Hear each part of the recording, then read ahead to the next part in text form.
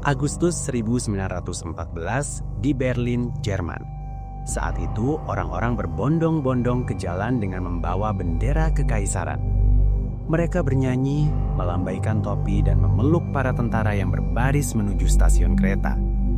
Banyak yang percaya perang ini akan singkat, sebuah konflik cepat yang akan berakhir sebelum daun-daun gugur.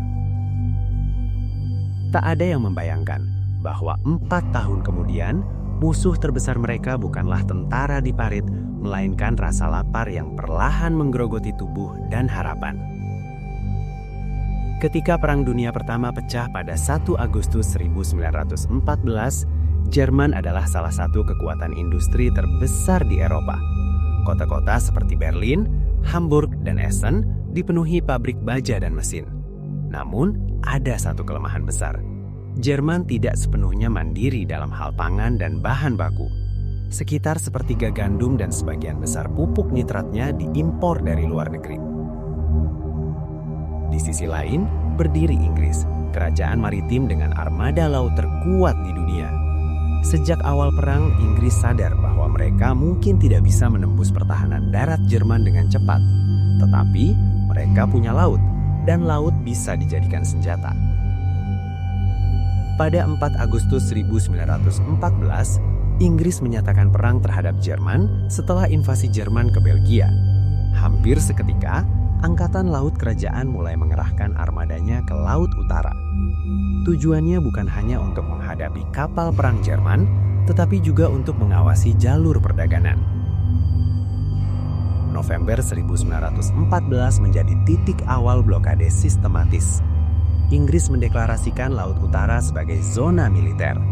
Kapal-kapal yang menuju pelabuhan Eropa Utara diperiksa ketat.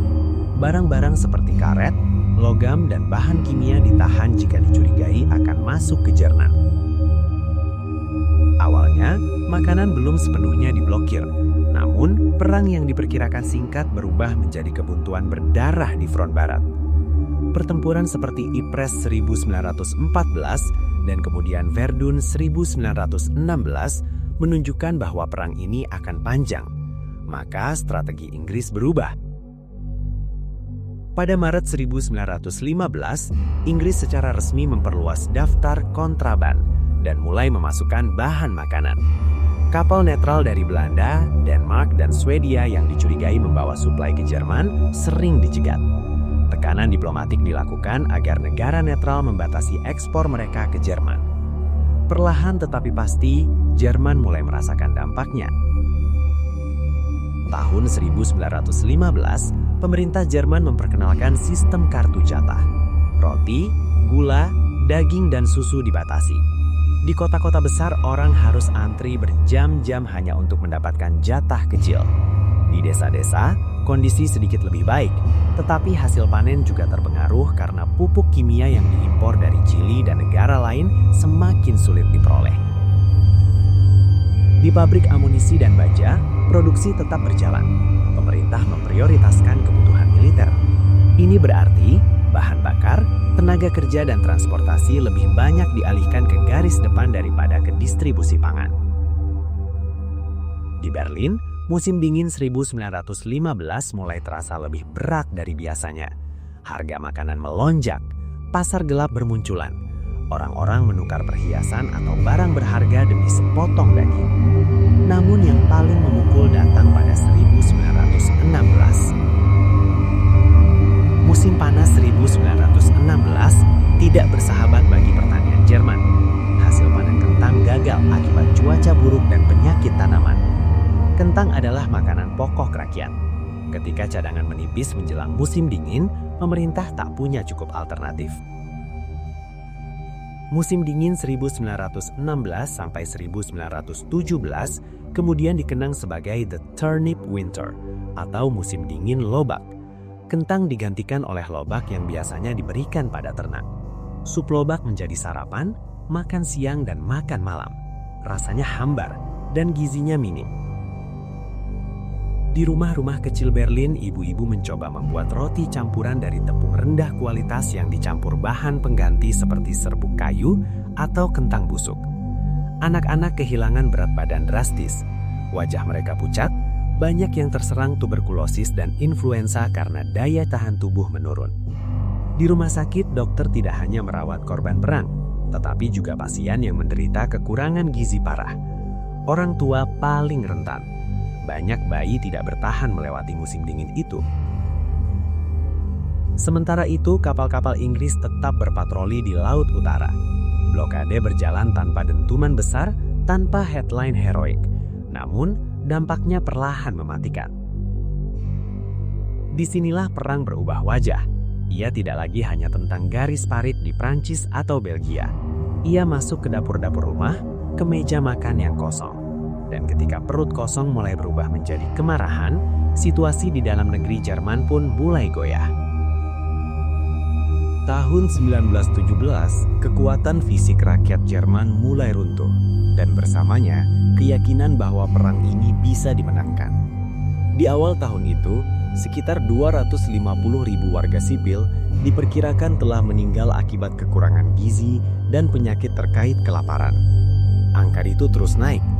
Anak-anak di Berlin, München, dan Hamburg tumbuh dengan tubuh lebih pendek dan lebih lemah dibanding generasi sebelumnya. Banyak sekolah melaporkan murid-murid yang pingsan di kelas karena tidak sarapan. Sementara itu, di laut, blokade Inggris semakin ketat. Angkatan Laut Kerajaan yang dipimpin dari London terus mengawasi akses ke Laut Utara. Bahkan kapal dari negara netral seperti Belanda dan Denmark dipaksa membatasi perdagangan mereka dengan Jerman. Tekanan ekonomi ini membuat suplai gandum, minyak, dan bahan mentah hampir mustahil masuk. Sebagai balasan, pada Februari 1917, Jerman mengumumkan perang kapal selam tanpa batas. Kapal selam U-boat diperintahkan menenggelamkan kapal apapun yang menuju pelabuhan Inggris, termasuk kapal netral. Ini adalah perjudian besar. Jerman berharap Inggris akan kehabisan suplai lebih dulu. Namun keputusan itu justru membawa musuh baru. Pada 6 April 1917, Amerika Serikat menyatakan perang terhadap Jerman. Masuknya Amerika dengan sumber daya industri dan pangan yang melimpah membuat posisi Jerman semakin terjepit. Tahun 1918 menjadi tahun penentuan. Di garis depan barat, Jerman melancarkan serangan musim semi pada Maret 1918, berusaha memukul pasukan sekutu sebelum tentara Amerika tiba dalam jumlah besar. Pada awalnya, mereka berhasil maju, tetapi pasokan makanan dan logistik yang terbatas membuat tentara Jerman sendiri lemah dan kelelahan. Di belakang garis perang, rakyat hampir tidak punya tenaga lagi untuk mendukung konflik yang tak berujung ini. Produksi industri menurun karena buruh kelaparan. Mogok kerja mulai muncul di kota-kota besar pada awal 1918.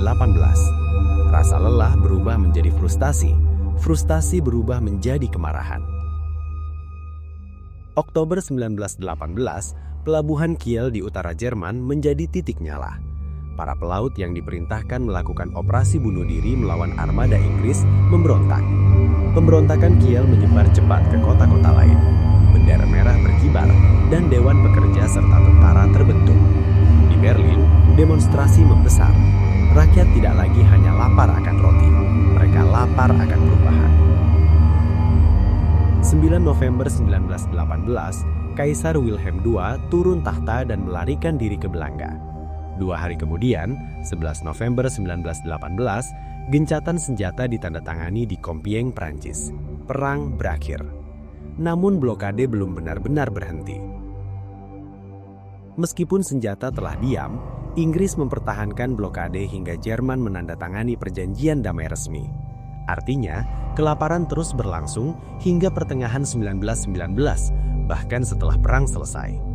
Diperkirakan total korban sipil akibat kelaparan dan penyakit yang diperburuk blokade mencapai lebih dari 400.000 jiwa.